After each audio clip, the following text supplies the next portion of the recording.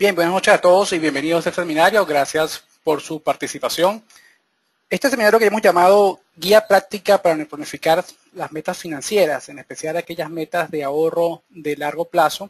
Nosotros buscamos básicamente que con estos minutos de conversación ayudar a entender un poco los pasos a seguir para planificar metas de ahorro y en especial nuevamente metas de largo plazo.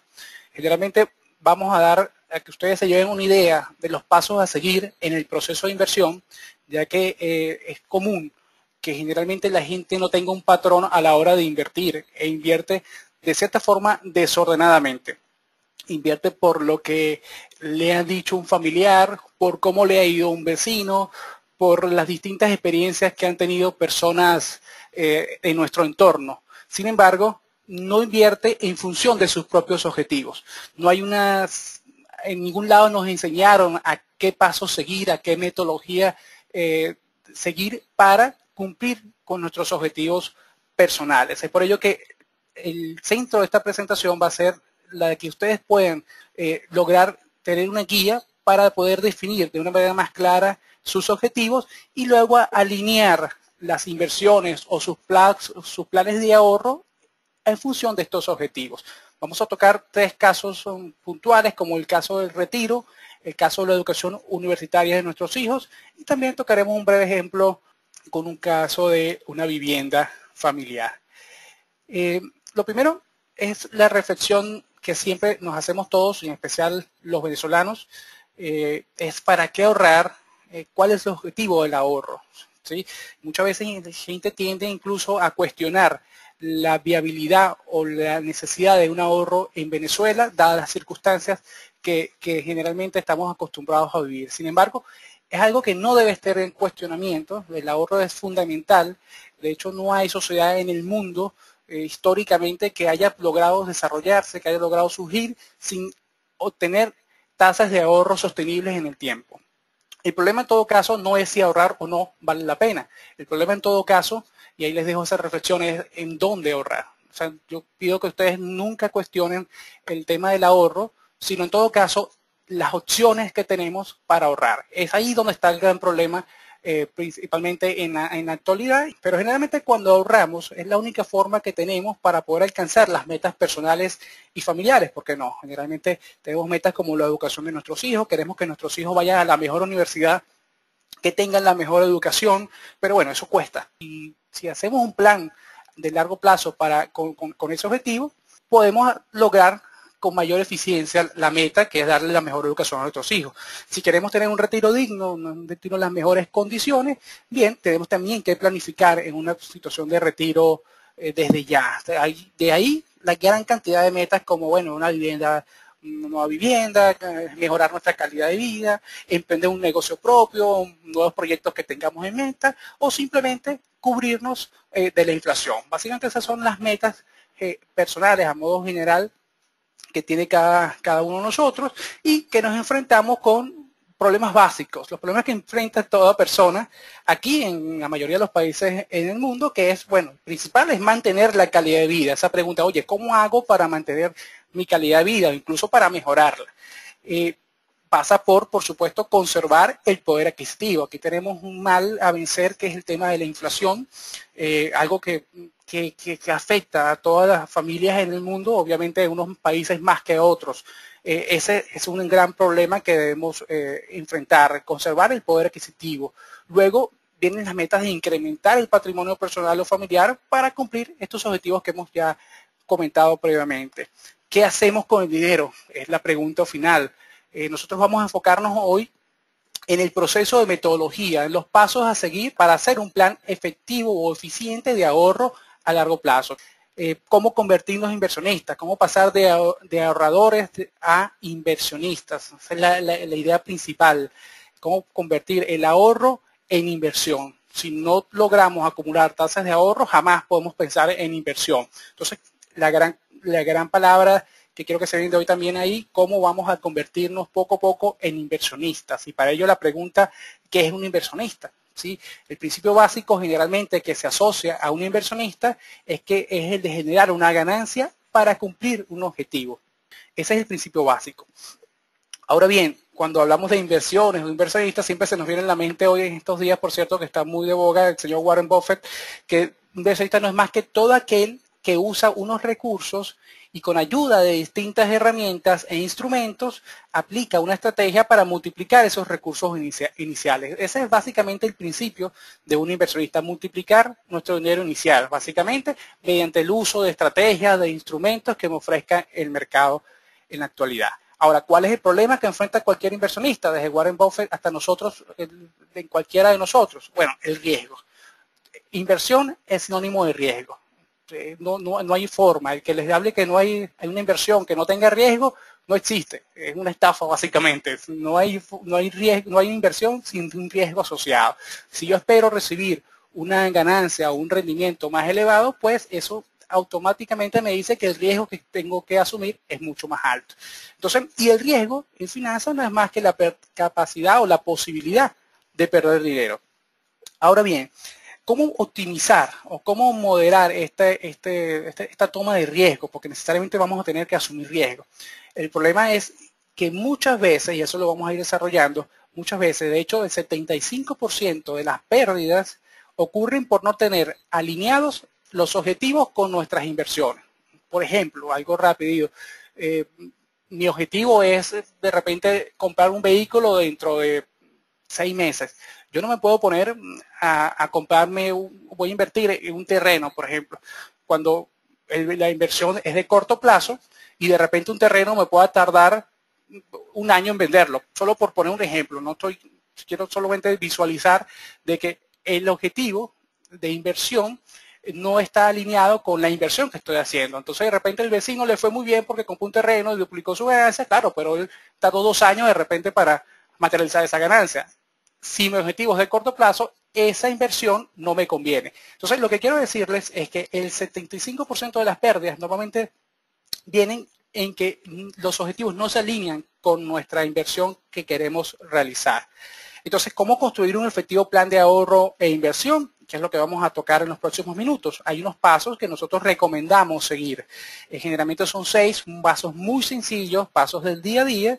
El primero de ellos pasa por aclarar las cuentas personales. Esto es lo más importante y lo que quizás a la gente le cuesta más, definir cuál es su situación financiera actual. Créanme que en nuestra experiencia del Instituto de Finanzas y Empresas, en todos nuestros talleres que hemos dado, la gente se encuentra en un estado de shock cuando analiza, cuando logra identificar. Es un ejercicio tan sencillo como sentarse 15 minutos, papel y lápiz, e identificar cuáles son mis ingresos y cuáles son mis gastos, en qué estoy gastando mi dinero. Cantidad de gente que no tiene clara cuál es su patrón de consumo. Eso y muchas cosas más es lo primero que debemos hacer, aclarar nuestras cuentas. Vamos a tocar eso en detalle, definir cuáles son nuestras metas, nuestros objetivos. Vamos a tocar esto en cómo debe plantearse este punto. Luego establecer el horizonte temporal de la inversión, es decir, en cuánto tiempo tengo yo para invertir ese dinero o cumplir esa meta. Luego, en función de esta información, en función de otros puntos, yo puedo determinar cuál es mi perfil de esa inversión. No mi perfil mío como inversionista, sino el perfil de la inversión que estoy realizando. Un ejemplo fácil. Una persona de 30 años puede tener 2 metas al mismo tiempo. Por ejemplo, tener un bebé dentro de 2 años o mi retiro dentro de 30. La misma persona tiene metas totalmente distintas y la inversión debe estar en función de esa meta. La meta del bebé dentro de 2 años tiene un estilo totalmente distinto, no puedo asumir un riesgo elevado porque está en un plazo muy corto, mientras que para mi retiro, que es dentro de 35 años, oye, tengo un gran margen para asumir riesgos en esa inversión. A eso se refiere determinar el perfil de la inversión. Luego, en base a esa información, sí selecciono el activo productivo en el que voy a colocar mi dinero finalmente.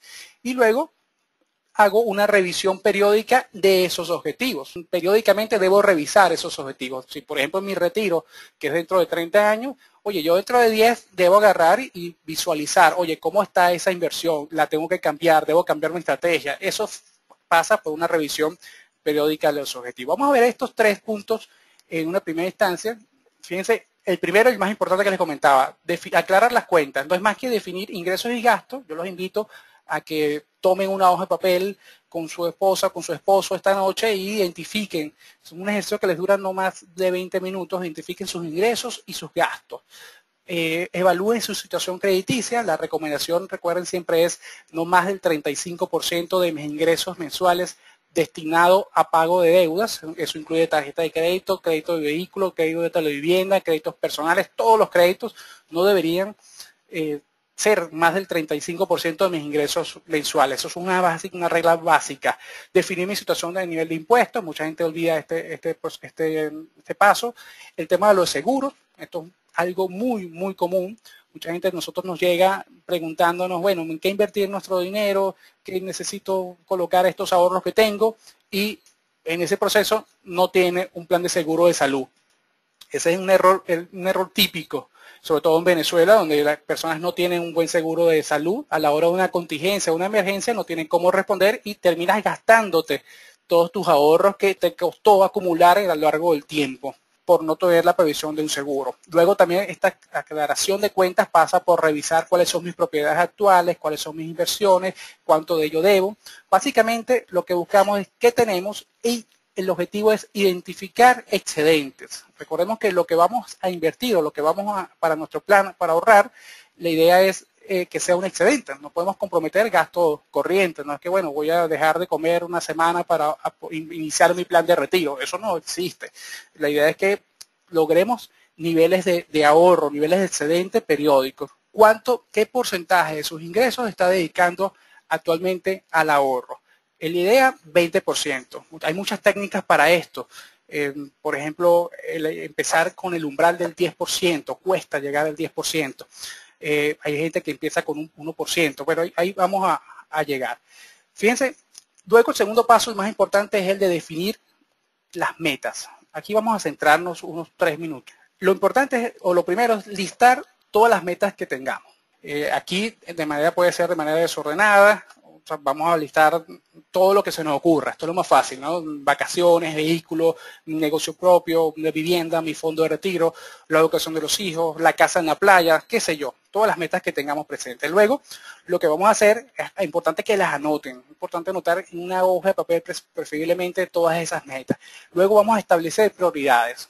Una persona recién casada, de repente, una prioridad es una vivienda, o prioridad es tener niños dentro de 2 o 3 años, pero de repente ya una persona de 35 o 38 años, la prioridad posiblemente sea el retiro. Entonces esto va a ser bastante personal.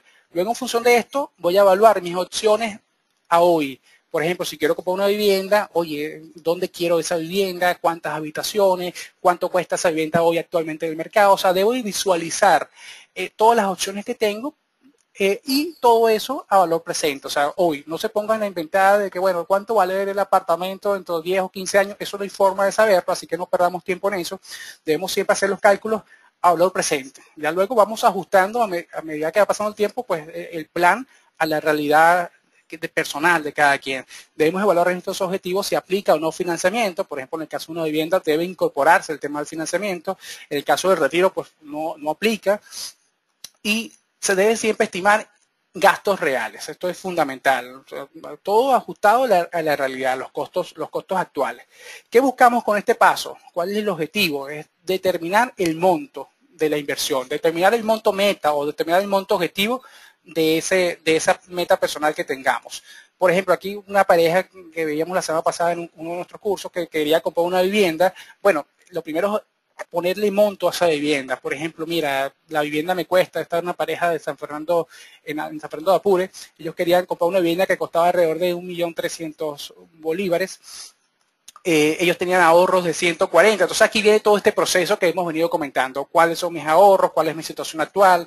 De repente evaluar las opciones que ellos se plantean. Por ejemplo, ellos tenían cada uno un vehículo. Podrían analizar que, oye, un vehículo de repente vendemos de los dos, vendemos uno, pagamos el crédito que nos queda y nos queda tanto, en este caso 363, esto es un ejemplo por supuesto hipotético. De repente evaluar si hay unas ayudas familiares. En el caso de ellos particularmente podían acceder a un préstamo familiar de por 150 más, y adicionalmente pues como aplicaba el financiamiento, ellos podían aplicar a distintos préstamos hipotecarios y podían obtener por esa vía alrededor de 450. ¿Qué busca con estos cálculos? Bueno, ¿cuál es mi monto ellos tenían disponibles, si la situación fuera hoy, si ellos tendrían 1.103, 1.103 bolívares disponibles, estimados, y les faltaría solamente 197.000 bolívares. Ese es el monto objetivo, eso es lo que se busca con este proceso. Cuando colocamos una meta es, ok, ¿cuánto vale? ¿Qué tengo? Aquí vamos a definir qué queremos, con qué contamos y cuánto necesitamos. Eso es lo más importante al definir un objetivo, al definir una meta. No solamente quiero comprar una casa, quiero viajar todos los años, quiero mi retiro digno. No, tenemos que plantear en papel qué queremos, con qué contamos y cuánto necesitamos. Esa es la forma más efectiva de hacer un plan de ahorro de largo plazo. Luego el siguiente paso es el tiempo. ¿Para cuándo? Si son metas de corto plazo, de mediano plazo, de largo plazo. Identificar el periodo, el horizonte temporal de inversión. ¿Para cuándo quiero mi meta? Y luego viene la parte más práctica, que es la de sacar las cuentas, hacer una estimación. Obviamente, todo es en función de estimaciones porque no hay forma de predecir el futuro. Así que sí vale la pena tener una guía a seguir. La pregunta es, ¿cuánto dinero debemos aportar para lograr ese monto objetivo? Para esto hay muchos simuladores. Nosotros recomendamos los simuladores que hay en nuestra página donde se pueden apoyar para hacer todas estas cuentas. Aquí les tengo unos preparados. Por ejemplo, el caso del retiro. Vamos a ver este caso que preocupa con frecuencia. Generalmente cuando hablamos de retiro, los puntos a evaluarse es el estilo de vida que nos gustaría llevar una vez retirados y el tiempo estimado del retiro. Aquí les pongo un ejemplo hipotético y vamos a ver luego los simuladores de dónde salen estos números. Una persona de 35 años, por ejemplo, que se quisiera retirar a los 65 años de edad y que estima que su tiempo de retiro, sus años de disfrute de ese retiro sean de 25 años, la primera pregunta es, ¿qué estilo de vida te gustaría llevar? O sea, ¿cuánto dinero necesitarías durante tu retiro?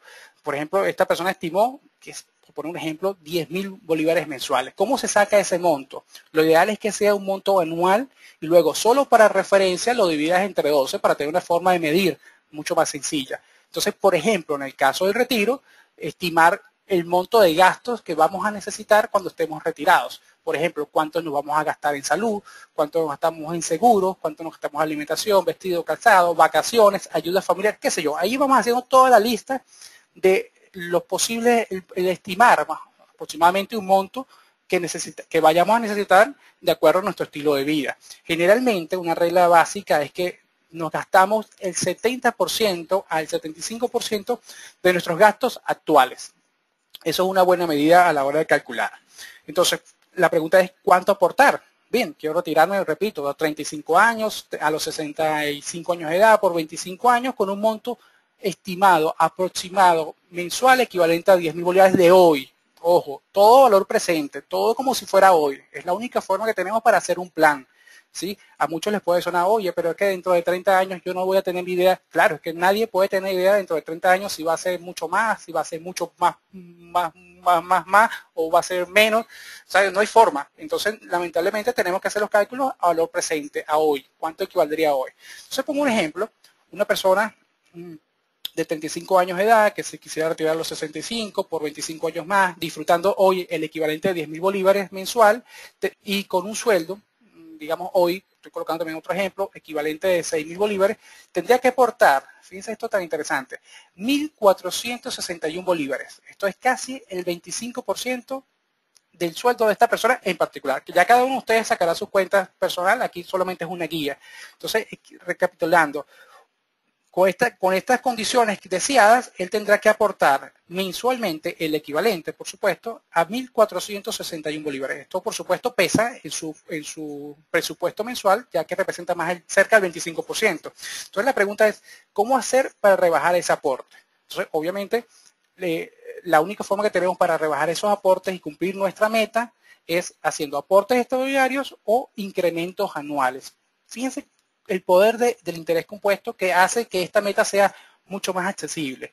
Por ejemplo, en el caso del retiro, vamos a poner como base aquí 1.461, es lo que debiera él aportar mensualmente. Si él decide hacer un cambio en su plan de realizar aportes o incrementos cada año de su aporte mensual del 15%, ya vamos a ver eso, fíjense, esa cuota bajaría a 195 bolívares, lo cual, para esta persona que vimos en este ejemplo, representaría solamente el 3.25% de su ingreso. muy fácil. El que me diga que no puede hacer esto, de aportar el 3% de su ingreso mensual para cumplir o retirarse en las condiciones deseadas, creo que hay que revisar. Entonces, ¿qué significa incrementos anual de 15%? O sea, el primer año, por ejemplo, si yo empiezo, o estamos en mayo, si empiezo este mes, bueno, pongo 195, en mayo, junio 195, julio 195, así sucesivamente, en diciembre 195, y cuando llegue a mayo del 2014, bueno, voy a colocar un incremento del 15% y ya mi aporte debería ser 225. En el año 3 va a ser 260 y así sucesivamente. Obviamente, todo eso ajustado también a la inflación, ¿sí? Ajustado cada año, ¿no? Es la única forma. Pero con un incremento del 15%. Fíjense que apenas el 3% de mi ingreso y logro el mismo objetivo, retirarme en las condiciones deseadas. Veamos el caso, por supuesto, entre más retardemos nuestro inicio de este fondo, pues más costoso será. Fíjense que 195 bolívares, si esa persona deja ese fondo o el inicio de ese fondo para cuando tenga 45 años, pues el aporte va a ser mucho más grande. Siempre se va a ir incrementando. Lo mismo con la educación. Los puntos a evaluar son el costo de la matrícula, si vamos a dar gastos educativos a manutención, cuántos años de estudio se estima que va a estudiar nuestro hijo. Por ejemplo, si la matrícula cuesta un promedio, esto es un gasto, un monto nuevamente hipotético, 15.000 bolívares, gastos de manutención mensuales por semestre de 10.000. Si mi hijo tiene actualmente 5 años, estimo que va a estudiar o va a dar inicio a los 18 por un periodo de 5 años y vamos a colocar a modo de ejemplo aquí un ingreso familiar, 2 personas de 12.000 bolívares, ¿cuánto deberé yo aportar? Bueno, según esta cuenta, me daría algo como, para cumplir esa meta, nuevamente, meta de una matrícula semestral de 15.000 y gastos de 10.000 cada semestre, esa persona tendría que poner alrededor de 1.101 bolívares o el 9% de su ingreso. Si aplicamos lo mismo, haciendo aportes extras anuales o incrementando ese aporte del 10%, fíjense cómo baja apenas 360 bolívares, o sea, el 3% del ingreso de esa familia. O sea, hay metas totalmente factibles, ¿sí? El tema pasa por la planificación. Y aquí ven los siguientes pasos, que es determinar el perfil, seleccionar el activo productivo y hacer la revisión periódica. Obviamente la parte más difícil, sobre todo en Venezuela, y es seguramente donde van a haber más preguntas hoy en el chat, es el tema de dónde invertir. Y siempre aquí eso es un dilema. Normalmente las 3 opciones principales son la de emprender un negocio propio, dedicarse al tema de compra y venta de activos, mucha gente invierte en bienes raíces, o el mercado de capitales, productos financieros. Obviamente, como estamos hablando de estos planes de largo plazo, donde los aportes mensuales son equivalentes a 200 bolívares, a 500 bolívares mensual, una persona de repente haciendo aportes al año 200 por 12, 24, o sea, 2.400 bolívares, tú no vas a comprar un apartamento o vas a comprar un terreno porque no hay forma. Entonces, lo ideal para este tipo de productos de largo plazo, donde tienes que hacer aportes periódicos, es productos financieros ajustados a esa realidad. Fondos de inversión, llámese portafolio de instrumentos financieros que tú puedes invertir pequeñas cantidades, como acciones puntuales, como ETF o ETFs. Hay bonos también que te permiten acceder a pequeños montos, pero por ejemplo hay las acciones aquí, obviamente el mercado está casi cerrado, el mercado de valores venezolanos, pero una acción de Venezuela puede costar desde 15 hasta 200 bolívares una sola acción, o sea que es posible invertir, claro, no vas a invertir nada más 200 todos los meses, pero de repente puedes acumular cada 3 meses y haces una compra de un activo financiero. La realidad es que hay pocos productos en Venezuela que se adapten a esta estrategia. Nosotros solamente podemos esperar que en el mediano plazo se abran opciones para que las personas comunes y corrientes puedan tener mayores opciones de inversión, pero por los momentos es limitado y básicamente tienes que ir al mercado exterior, el mercado internacional. Son las opciones que hay para este tipo de productos. El último paso es la revisión, por ejemplo, en el caso de retiro, que es una meta de 30 años, los primeros 15 años debe asumirse un perfil de inversión o un perfil de riesgo elevado para poder cumplir la meta. Y aquí les pongo un ejemplo para hacerme entender. Si mi meta es de 30 años y coloco de repente mi dinero en una cuenta bancaria corriente, obviamente la inflación se la va a comer y a los 30 años no vamos a tener nada. Cuando son metas de largo plazo, debo asumir riesgos más elevados. Si la meta es de corto plazo, si mi meta es de 6 meses, debo asumir el riesgo más bajo y por ejemplo en este caso una cuenta bancaria sería nuestra mejor amiga. Luego voy revisando los siguientes 15 años, ya debo bajar el riesgo de esa inversión, debo tener un riesgo moderado.